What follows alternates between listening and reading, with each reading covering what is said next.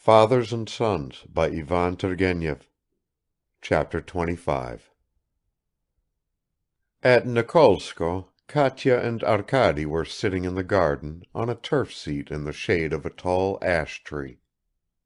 Fifi had placed herself on the ground near them, giving her long body that graceful curve which is known among sportsmen as the hare's bend. Both Arkady and Katya were silent. He held in his hands a half-open book, while she was picking out of a basket some remaining crumbs of white bread and throwing them to the small family of sparrows, which with their peculiar cowardly impudence were chirping and hopping around right up to her feet. A faint breeze, stirring the ash leaves, kept gently moving pale gold patches of sunlight up and down across the shady path and over Fifi's back.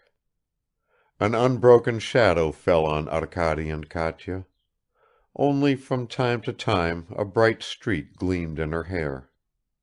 Both were silent, but the way in which they were silent and sitting together indicated a certain confidential friendliness. Each of them seemed not to be thinking of the other, while secretly rejoicing at each other's presence. Their faces, too, had changed since we saw them last. Arkady seemed more composed, and Katya brighter and more self-confident. "Don't you think," began Arkady, "that the ash has been very well named in Russian, Yasen? Not a single other tree is so light and translucently clear, Yasno, against the sky." Katya raised her eyes upwards and murmured, "Yes," and Arkady thought, "Well, she doesn't reproach me for talking poetically." "I don't care for Heine," said Katya, glancing at the book which Arkady held in his hands, "either when he laughs or when he weeps. I like him when he is thoughtful and sad." "And I like him when he laughs," remarked Arkady. "Those are the relics of your old satirical tendency." Relics, thought Arkady. If Bazarov could have heard that. "Wait a bit. We shall transform you."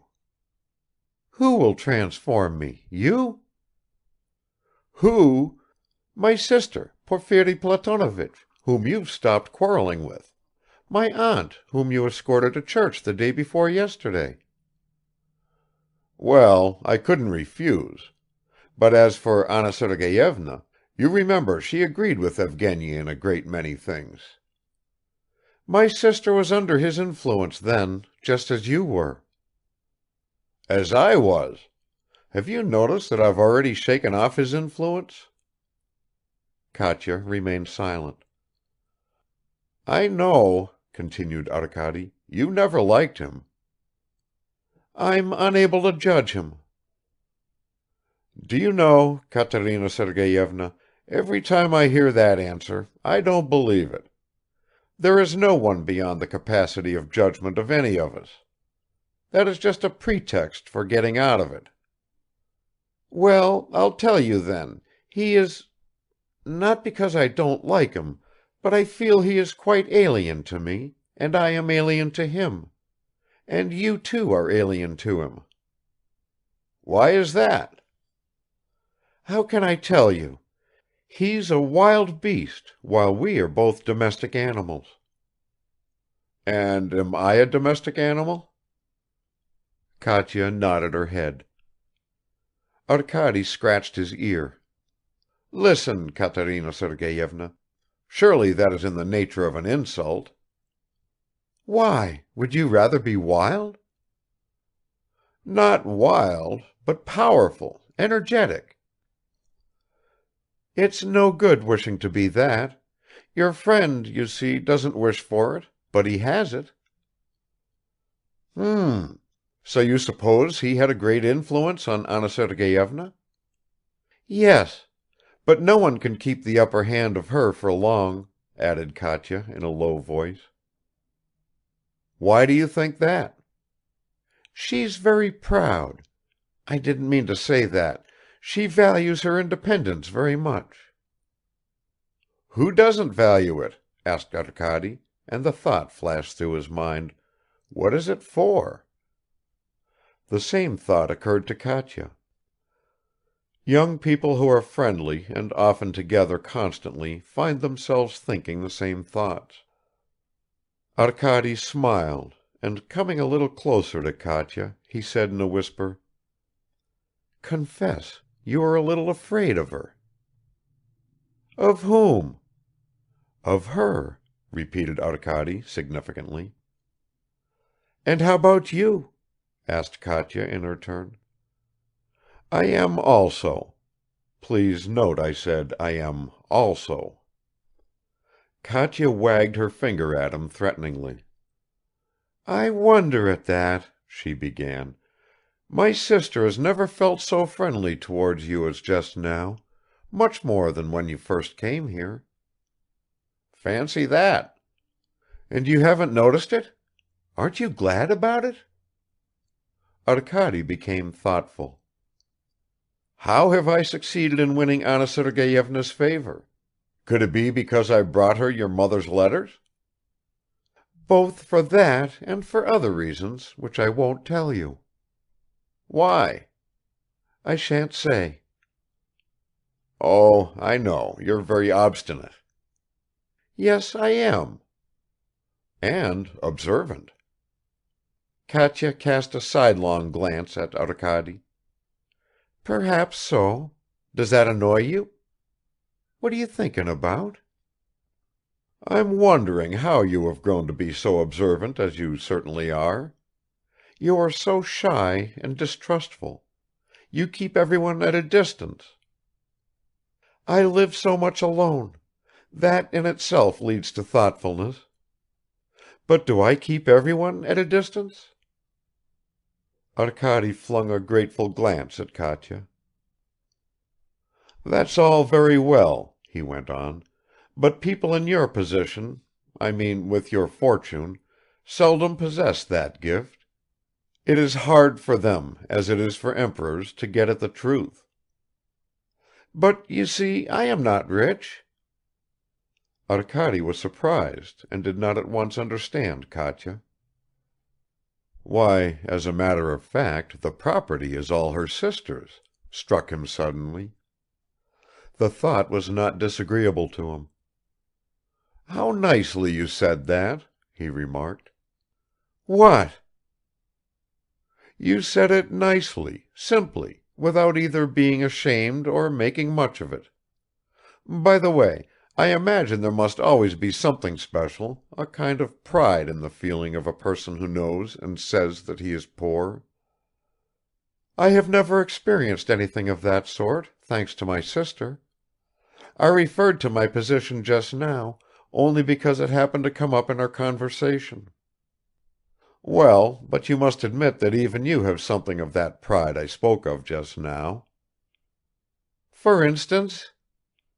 "For instance, surely you excuse my question you wouldn't be willing to marry a rich man?"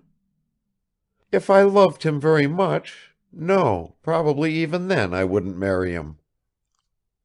"There, you see!" cried Arkady, and after a moment's pause he added, "And why wouldn't you marry him?"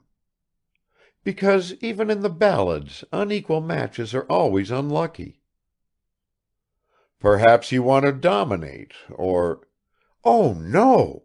What's the good of that? On the contrary, I'm ready to obey. Only inequality is difficult. But to keep one's self-respect and to obey, that I can understand. That is happiness. But a subordinate existence, no, I've had enough of that as it is." "Had enough of that," repeated Arkady after Katya. "You're not Anna Sergeyevna's sister for nothing. You're just as independent as she is, but you're more reserved. I'm sure you would never be the first to express your feelings, however strong or sacred." "Well, what would you expect?" asked Katya. "You are equally intelligent, you have as much character, if not more, than she." "Don't compare me with my sister, please. interrupted Katya hurriedly. "It puts me too much at a disadvantage. You seem to forget that my sister is beautiful and clever, and you in particular, Arkady Nikolaich, ought not to say such things and with such a serious face, too." "What does that mean? You in particular? And what makes you conclude that I'm joking?" "Of course you're joking." "Do you think so? But what if I'm convinced of what I say? If I find that I've not even put it strongly enough?" "I don't understand you." "Really? Well, now I see that I certainly overestimated your powers of observation." "How is that?"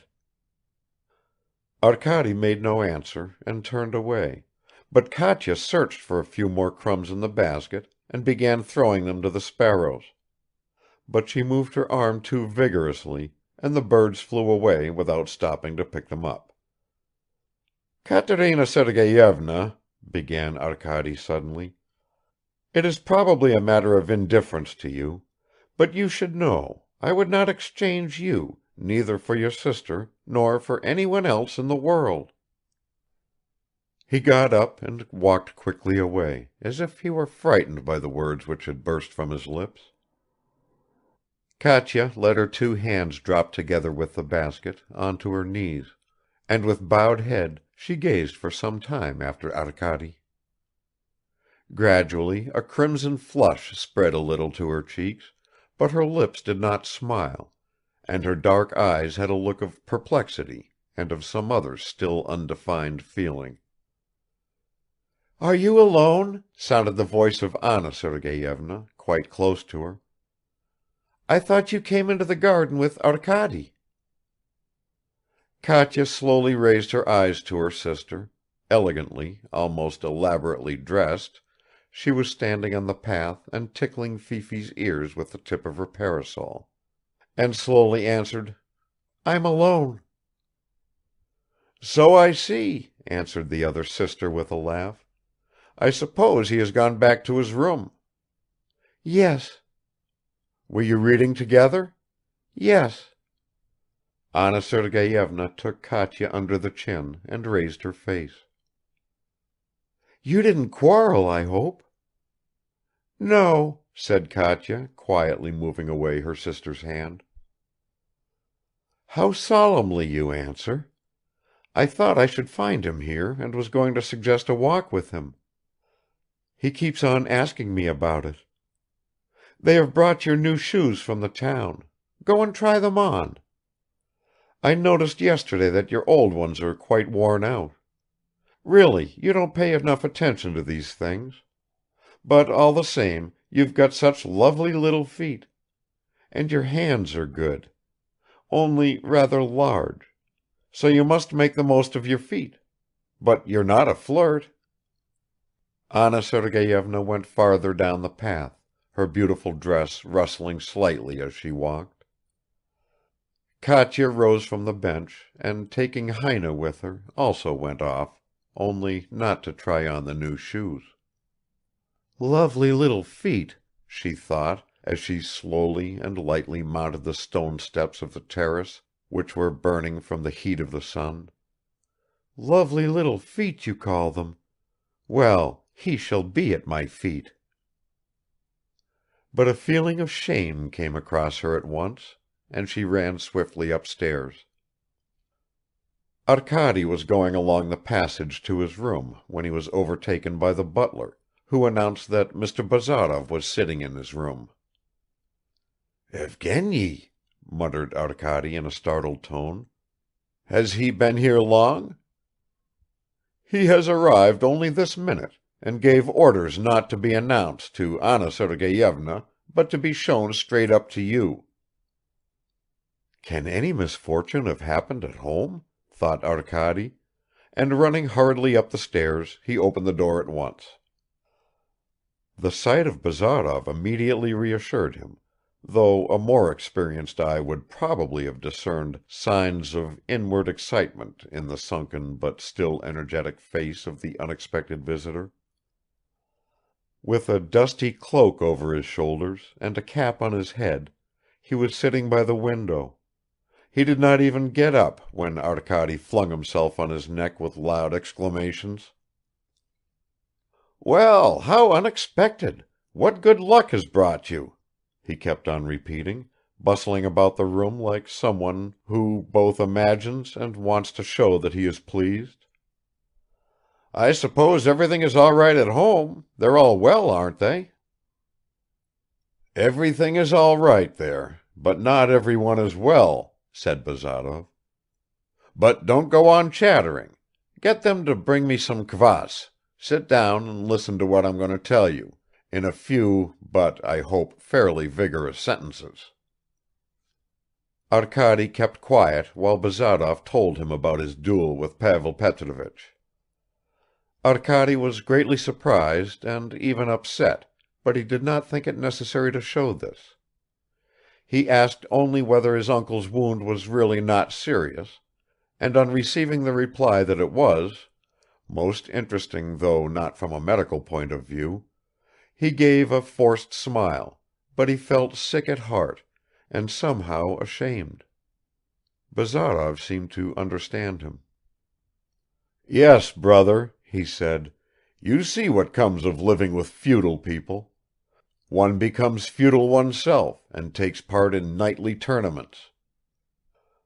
Well, so I set off for my father's place," Bazarov concluded, "and on the way I turned in here, to tell you all this, I should say, if I didn't think it a useless and stupid lie.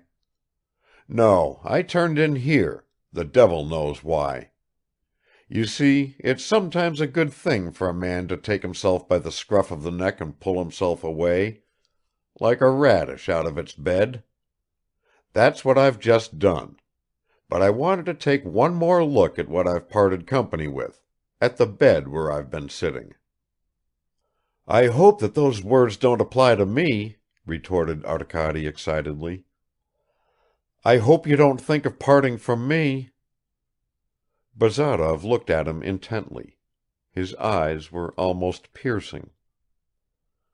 "Would that upset you so much? It strikes me that you have parted from me already. You look so fresh and smart. Your affairs with Anna Sergeyevna must be proceeding very well." "What do you mean by my affairs with Anna Sergeyevna?" "Why, didn't you come here from the town on her account, my little bird? By the way, how are those Sunday schools getting on? Do you mean to tell me you're not in love with her? Or have you already reached the stage of being bashful about it?" "Evgeny, you know I've always been frank with you. I can assure you, I swear to you, you're making a mistake." A new story," remarked Bazarov under his breath. "But you needn't get agitated about it, for it's a matter of complete indifference to me. A romantic would say, 'I feel that our roads are beginning to branch out in different directions, but I will simply say that we're tired of each other.'" "Evgeny!" "There's no harm in that, my good soul. One gets tired of plenty of other things in the world. And now I think we had better say good-bye. Ever since I've been here I've felt so disgusting, as if I'd been reading a Gogol's letter to the wife of the governor of Kaluga. By the way, I didn't tell them to unharness the horses." "Good heavens! That's impossible." "And why?" "I say nothing of myself, but it would be the height of discourtesy to Anna Sergeyevna, who will certainly want to see you." "Well, you're mistaken there." "On the contrary, I'm convinced that I'm right," retorted Arkady. "And what are you pretending for? For that matter, haven't you come here because of her?" "That might even be true, but you're mistaken all the same." But Arkady was right. Anna Sergeyevna wanted to see Bazarov, and sent a message to him to that effect through the butler. Bazarov changed his clothes before he went to her. It turned out that he had packed his new suit in such a way as to be able to take it out easily. Madame Odintsov received him, not in the room where he had so unexpectedly declared his love to her, but in the drawing room. She held her fingertips out to him amiably, but her face showed signs of involuntary tension. "Anna Sergeyevna," Bazarov hastened to say, "first of all I must set your mind at rest. Before you stands a simple mortal, who came to his senses long ago and hopes that other people too have forgotten his follies. I am going away for a long time, and though I'm by no means a soft creature, I should be sorry to carry away with me the thought that you remember me with abhorrence." Anna Sergeyevna gave a deep sigh like one who has just climbed to the top of a high mountain, and her face lit up with a smile. She held out her hand to Bazarov a second time and responded to his pressure. "Let bygones be bygones," she said. "All the more so, since to say what is on my conscience, I was also to blame then, either for flirting or for something else. In a word, let us be friends as we were before. The other was a dream, wasn't it? And who remembers dreams?" "Who remembers them? And besides, love, surely it's an imaginary feeling." "Indeed? I'm very pleased to hear that." Anna Sergeyevna expressed herself thus, and so did Bazarov. They both thought they were speaking the truth. Was the truth, the whole truth, to be found in their words? They themselves did not know, much less could the author. But a conversation ensued between them, just as if they believed one another completely. Anna Sergeyevna asked Bazarov, among other things, what he had been doing at the Kirsanovs'. He was on the point of telling her about his duel with Pavel Petrovich, but he checked himself with the thought that she might suppose he was trying to make himself interesting, and answered that he had been working the whole time. "And I," observed Anna Sergeyevna, "had a fit of depression to start with, goodness knows why. I even planned to go abroad, just fancy. But that passed off. Your friend Arkady Nikolaich arrived, and I settled down to my routine again, to my proper function." "And what is that function, may I ask?" "To be an aunt, guardian, mother, call it what you like. Incidentally, do you know I used not to understand before your close friendship with Arkady Nikolaich? I found him rather insignificant. But now I have got to know him better, and I recognize his intelligence. But he is young, so young, it's a great thing. Not like you and me, Evgeny Vassilich." "Is he still shy in your presence?" asked Bazarov. "But was he," began Anna Sergeyevna, and after a short pause she went on, "he has grown more trustful now. He talks to me. Formerly he used to avoid me. Though, as a matter of fact, I didn't seek his society either. He is more Katya's friend." Bazarov felt vexed. A woman can't help being a hypocrite, he thought. "You say he used to avoid you," he said aloud with a cold smile. "But probably it's no secret to you that he was in love with you?" "What? He too?" ejaculated Anna Sergeyevna. "He too," repeated Bazarov with a submissive bow. "Can it be that you didn't know it, and that I've told you something new?" Anna Sergeyevna lowered her eyes. "You are mistaken, Evgeny Vassilich." "I don't think so. But perhaps I ought not to have mentioned it. And don't you try to fool me any more," he added to himself. "Why not mention it? But I imagine that here as well you attach too much importance to a transitory impression. I begin to suspect that you are inclined to exaggerate." "We had better not talk about that, Anna Sergeyevna." "And why?" she replied, but herself diverted the conversation into another channel. She still felt ill at ease with Bazarov, though she had both told and assured herself that everything was forgotten. While exchanging the simplest remarks with him, even when she joked with him, she was conscious of an embarrassed fear.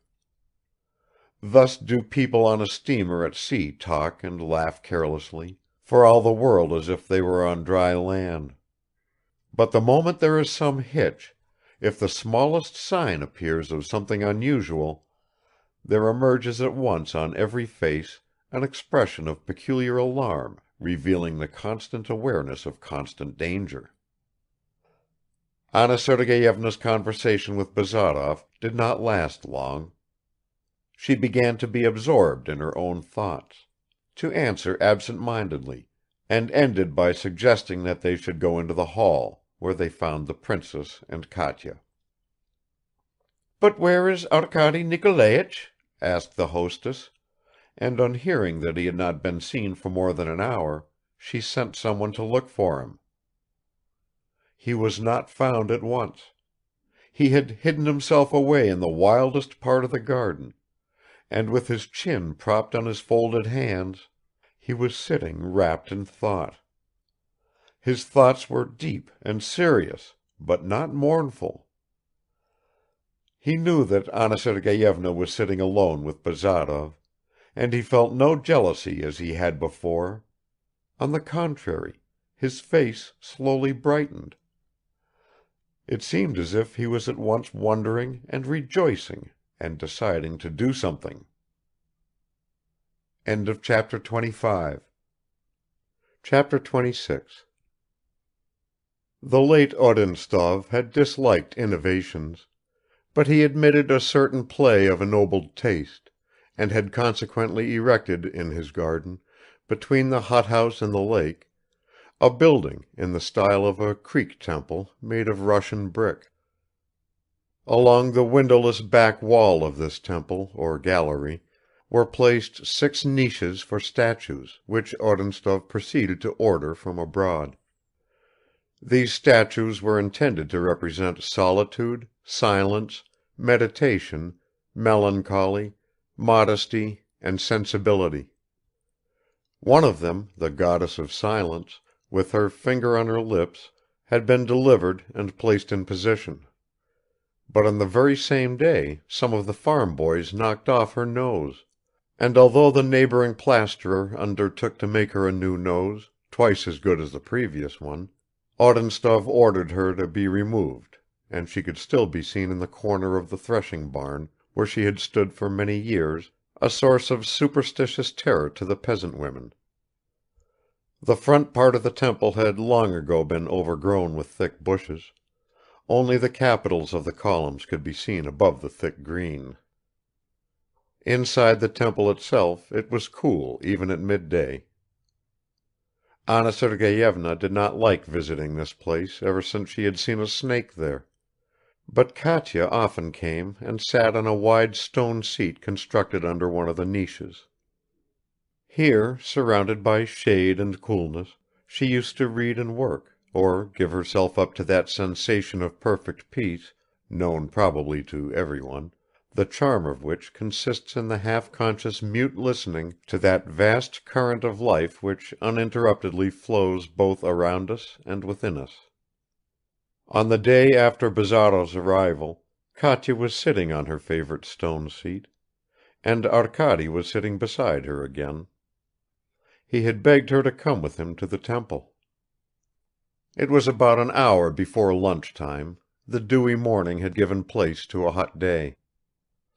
Arkady's face retained the expression of the preceding day. Katya looked preoccupied. Her sister, immediately after their morning tea, had called her into her study, and after some preliminary caresses, which always rather alarmed Katya, advised her to be more guarded in her behavior with Arkady, and to avoid solitary talks with him, which had attracted the attention of her aunt and the household. Apart from that, Anna Sergeyevna was still in a bad mood from the evening before, and Katya herself felt embarrassed, as if she had done something wrong. When she yielded to Arkady's entreaties, she said to herself that it was for the last time. "Katerina Sergeyevna," he began with a sort of bashful carelessness, "ever since I have had the happiness of living under the same roof with you, I have discussed many things with you. But meanwhile there is one very important question, for me, which I have not yet touched on. You remarked yesterday that I have been transformed here," he went on at once catching and avoiding the inquiring look which Katya fixed on him. "In fact, I have changed a lot, and you know that better than anyone else. You, to whom above all I owe this change." "I? Me?" said Katya. "I am no longer now the conceited boy I was when I arrived here," went on Arkady. "I've not reached the age of 23 for nothing. As before, I want to be useful, I want to devote all my powers to the truth. But I don't look for my ideals where I used to look before. They have shown themselves to me so much nearer.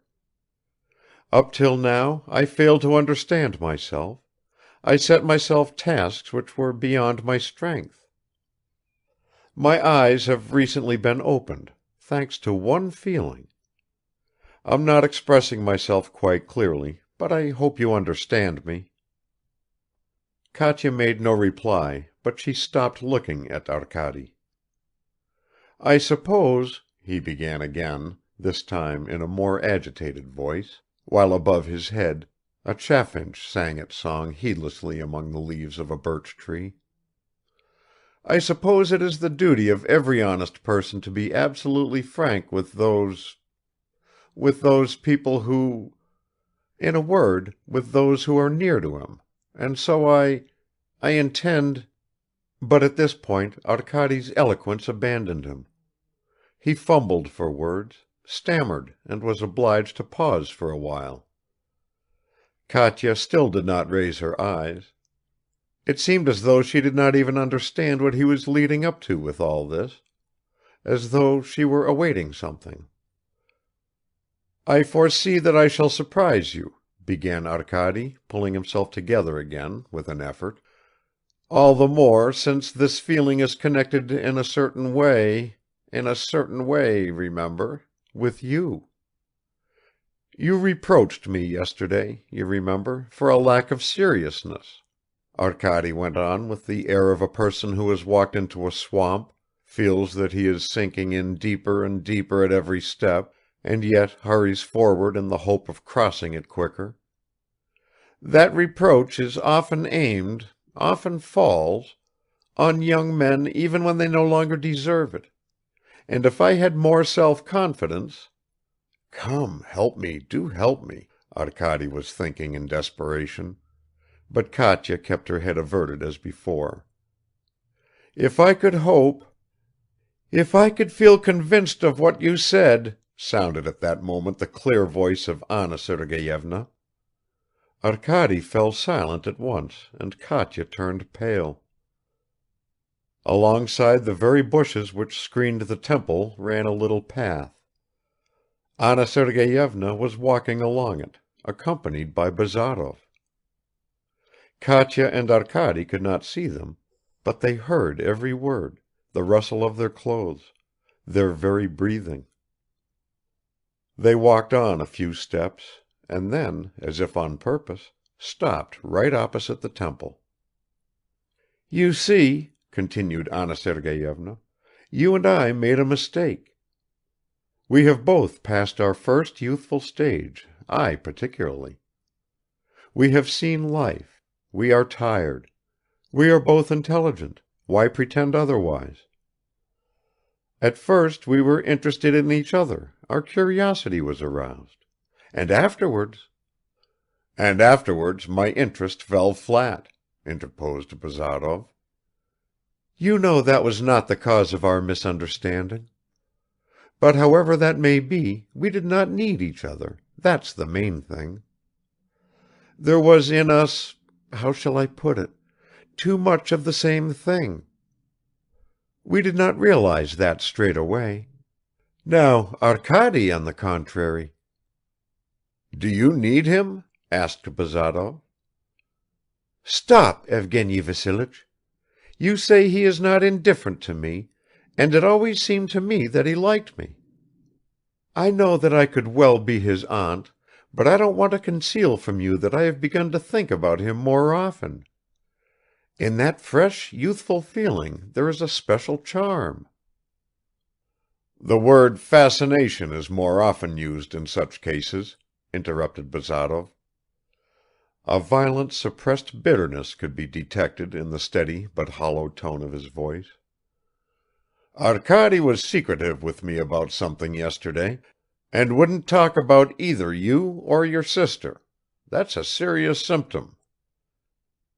"He's just like a brother with Katya," remarked Anna Sergeyevna, "and I like that in him, though perhaps I ought not to have let them become so intimate."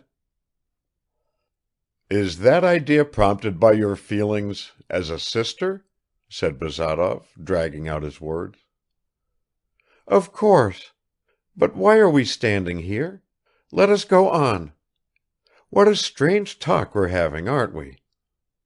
I could never have believed I should talk to you like this.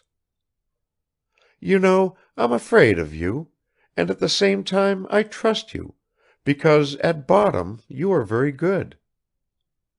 "In the first place, I'm far from good, and in the second place, I no longer mean anything to you, and you tell me that I am good. It's just like placing a wreath of flowers round the head of a corpse." "Evgeny Vassilich, we are not masters," began Anna Sergeyevna, but a gust of wind blew across, started the leaves rustling and carried away her words. "Of course you are free," said Bazarov after a pause. Nothing more could be distinguished. The steps went farther away. All became quiet again. Arkady turned to Katya. She was sitting in the same position, but her head bent still lower. "Katerina Sergeyevna," he said, his voice shook and he clenched his hands. "I love you, forever and irrevocably, and I love no one except you. I wanted to tell you this, to find out what you will say and to ask you to marry me, because, of course, I'm not rich and I feel ready for any kind of sacrifice. You don't answer. You don't believe me? Do you think I'm talking lightly? But remember these last days. Surely you must be convinced by now that everything else, you understand me, absolutely everything else has vanished long ago and left no trace? Look at me, say one word to me. I love you. Believe me." Katya turned her eyes to Arkady with a grave and radiant look. And after a long reflective pause, she murmured, smiling slightly, "Yes." Arkady jumped up from the seat. "Yes! You said yes, Katerina Sergeyevna! What does that word mean? Just that I love you? That you believe me? Or I daren't go on." "Yes," repeated Katya, and this time he understood her. He seized her large beautiful hands, and, breathless with enthusiasm, he pressed them to his heart. He could hardly stand on his feet and only kept on repeating, "Katya, Katya," and she began to weep in such an innocent way, smiling gently at her own tears. Whoever has not seen such tears in the eyes of a beloved person has not yet experienced to what an extent, overwhelmed with gratitude and awe, a human being may find happiness on earth. The next day, in the early morning, Anna Sergeyevna sent a message asking Bazarov to come to her study, and with a strained laugh she handed him a folded sheet of notepaper. It was a letter from Arkady, in which he asked for her sister's hand in marriage. Bazarov quickly read through the letter, and could only with some effort conceal the malicious impulse which at once flared up within him.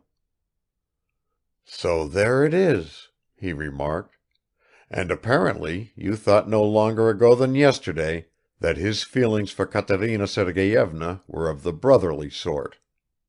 What do you intend to do now?" "What would you advise me to do?" asked Anna Sergeyevna, continuing to laugh.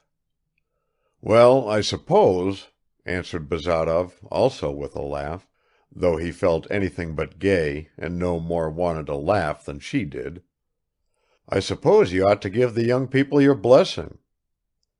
It's a good match from every point of view. Kirsanov is tolerably well off, he's the only son, and his father's a good-natured fellow. He won't object." Madame Odintsov walked up and down the room. Her face flushed and turned pale by turns. "You think so?" she said. "Well, I see no obstacles. I'm glad for Katya, and for Arkady Nikolaich. Of course I shall wait for his father's answer. I will send him in person to him. So it turns out that I was right yesterday when I told you that we have both become old people. How was it I noticed nothing? That surprises me." Anna Sergeyevna laughed again and quickly turned her head away. "The younger generation of today has grown painfully cunning," remarked Bazarov, and he also gave a short laugh. "Good-bye," he began again after a short silence. "I hope you will bring this affair to the most agreeable conclusion, and I will rejoice from a distance." Madame Odintsov turned to him quickly. "Are you going away? Why shouldn't you stay now? Do stay. It's such fun talking to you. One seems to be walking on the edge of a precipice. At first one feels timid, but one gets somehow exhilarated as one goes along.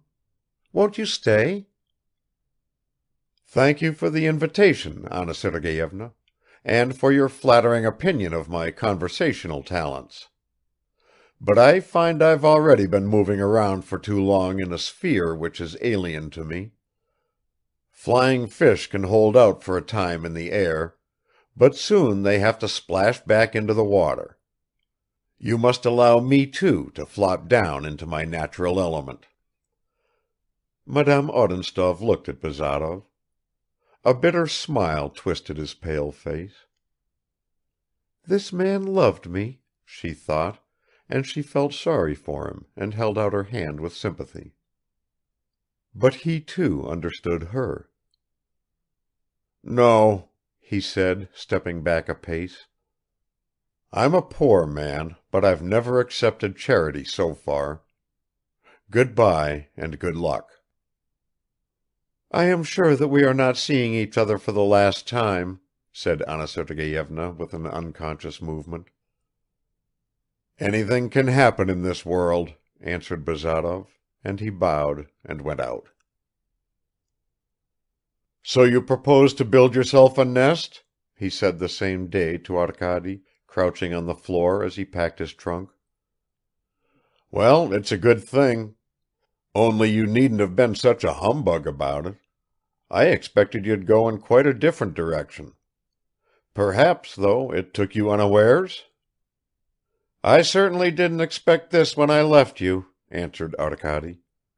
"But why are you being a humbug yourself and calling it a good thing, as if I didn't know your opinion of marriage?"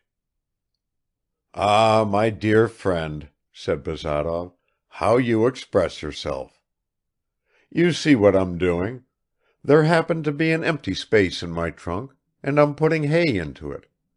That's how it is with the luggage of our life. We would stuff it up with anything rather than leave a void. Don't be offended, please. You probably remember what I always thought of Katerina Sergeyevna. Many a young lady is called intelligent simply because she can sigh intelligently. But yours can hold her own, and indeed she'll hold it so well that she'll have you under her thumb. Well, and that's quite as it should be." He slammed the lid and got up from the floor. "And now I say again, farewell, because it's useless to deceive ourselves. We are parting forever, and you know it yourself. You acted sensibly. You were not made for our bitter, rough, lonely existence.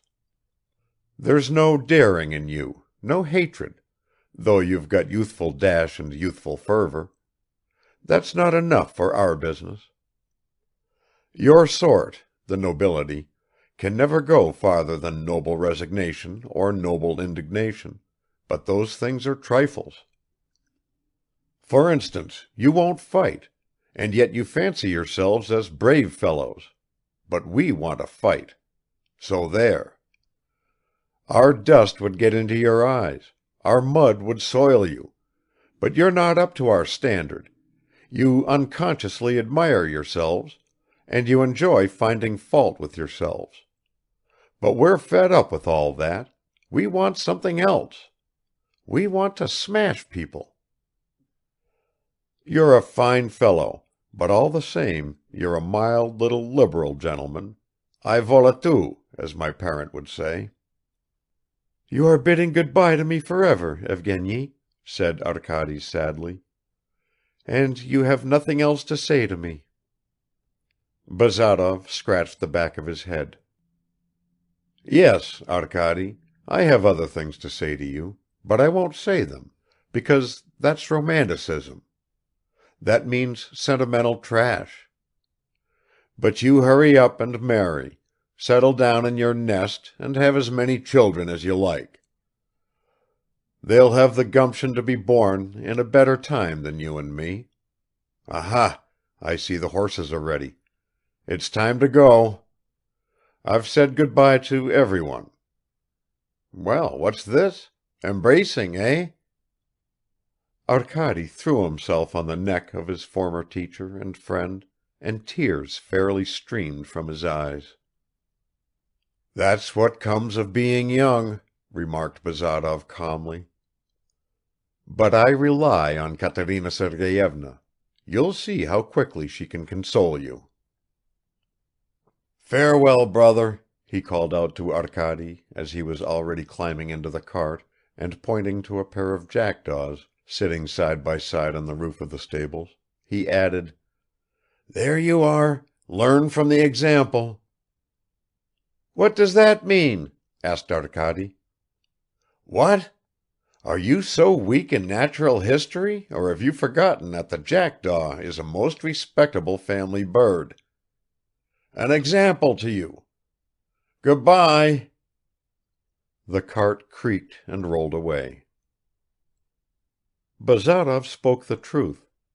Talking that evening with Katya, Arkady had completely forgotten about his former teacher. He had already begun to follow her lead, and Katya felt this and was not surprised. He was to set off the next day to Maryino to see Nikolai Petrovich. Anna Sergeyevna had no wish to hamper the freedom of the young people, but on account of decorum she did not leave them alone for too long. She generously kept the princess out of their way. The old lady had been reduced to a state of tearful frenzy by the news of the approaching marriage. At first Anna Sergeyevna was afraid that the sight of their happiness would prove rather upsetting to herself, but it turned out to the contrary. It not only did not upset her to see their happiness, it occupied her mind, and in the end it even soothed her heart. This outcome both gladdened and grieved Anna Sergeyevna. "Evidently Bazarov was right," she thought. "I have curiosity, nothing but curiosity, and love of a quiet life, and egoism. Children," she said aloud, "do you think love is an imaginary feeling?" But neither Katya nor Arkady even understood her. They were shy with her; the fragment of conversation which they had accidentally overheard haunted their minds. But Anna Sergeyevna soon relieved their anxieties, and that was not difficult for her. She had set her own mind at rest. Chapter 27